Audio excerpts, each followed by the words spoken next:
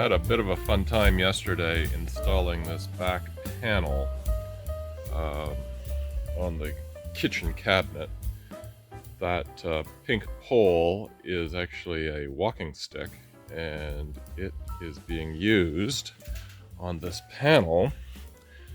We undo this Velcro and flip the latch, and the walking stick becomes the leg. And so it's adjustable for different terrains, if the van's on an angle or whatever. And the challenge was making the piano hinge work. And we haven't got the countertop screwed on yet, so that's what the clamps are doing there, just to hold the countertop in place. And to close it, it's just to flip it up. And the slam latch holds it in place, and the Velcro at the bottom is just to keep it from rattling while we're driving. Now, the challenge today is that when the door is closed, there is very little clearance to that walking stick, and we have to see if there's actually enough clearance to put the finished panel on the door. Stay tuned. So this will be a challenge or problem. I think we're not gonna have room here. The door is closed, and the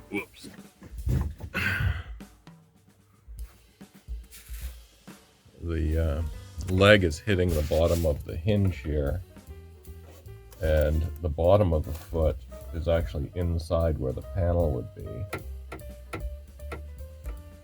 So we have an interesting challenge to get around there. So after doing the video last night, I slept on my situation, my problem with the clearance. There was just enough clearance between the walking pole and the door, but by the time we put a panel on, it was going to hit for sure, and I just knew that there was going to be a time when somebody didn't tuck the walking stick in far enough, and it was going to hit the door and get ripped off. So I have spent the day recessing this panel. I rebuilt this bottom part down here and re-tapped it for new screws. I did it a little differently this time, but now we've got the pole held in with this Velcro. It can be extended to whatever length is needed. The latch here drops it down, and then it can be leveled, of course, from there. What I've done is I offset the tapped screws down here so that there was clearance for the other screws. They were hitting each other originally, and I was having to grind these down, and I made a bit of a mess of it. Anyway, it's all been redone, so now these taps go in. This back of this hinge is flush with the back of the 80/20, so it just pivots right up, locks in place, and the leg can be adjusted and then Velcroed back in place. The other option we have with this leg is having it go back in underneath. I'll just stop the video for a second so I can adjust the length, and I'll come right back.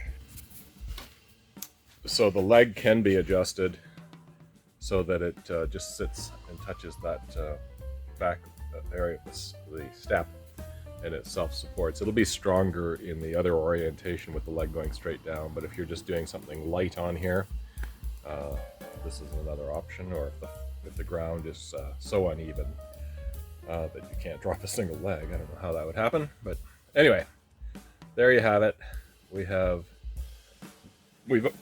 put an arborite on the back of the door. This was a standard Home Depot door panel that we purchased. We put arborite on the back of it, so it's got a little bit more durability as a work surface.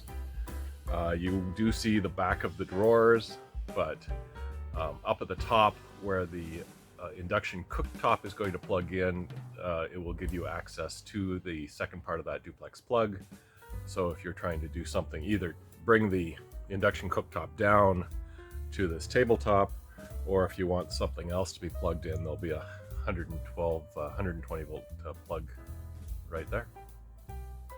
And to put it away, it's simply tip it up, it latches in place, and then you can just adjust the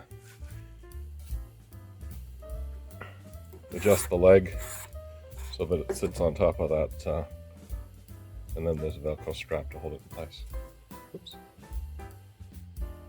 So by recessing that panel 3/4 of an inch, this hiking pole sticks out still a little bit past the 80/20, but not enough that it interferes with the door, and I'll be able to put whatever door panel I want to finish off the inside of this door.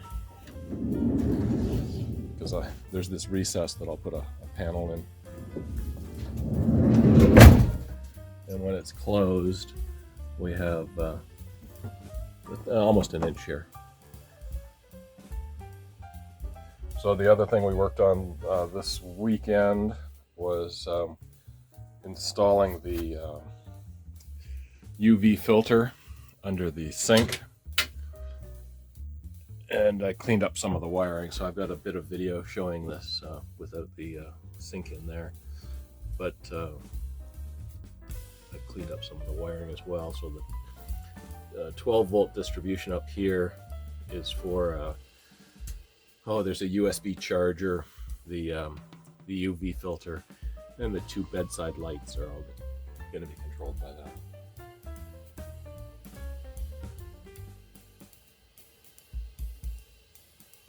So this is the UV water purifier, the Akuva installation underneath the sink. The bottom of the sink is actually just an inch above that Akuva box. The water is going to come in that blue line through that T where there's a shutoff, in through the pre-filter, and then up to the UV filter, and then back out through the flow restrictor. And then it hooks up to a separate tap that's going to be hooked up up on the sink. I've used my special clips here a fair bit. You can see there are 2 of them holding the hot and cold line there, but there is also one stuck in behind there. Where is it? Oh, right here. That is helping hold that panel in place. There's another one up here.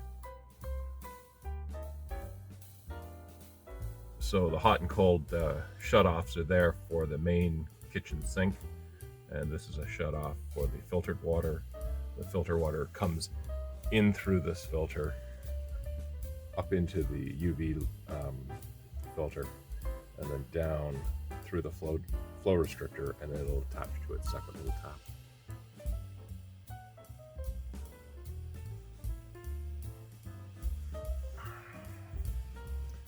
The drain line from the sink comes down at this end, comes down in front of this, and will exit through this hole here.